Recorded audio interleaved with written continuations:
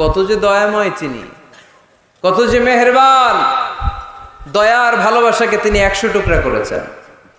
এক টুকরা আমাদের সবার মাঝে ভাগ করে দিয়েছেন, 99 টুকরা উনি নিজের মধ্যে রেখে দিয়েছেন। দেখেন আমাদের এক টুকরার ভালোবাসার নমুনা পৃথিবীব্যাপী আপনি খোঁজ করে দেখেন, কত ভালোবাসার ঘটনা। এক একজন যে কত লাভ স্টোরি জানে।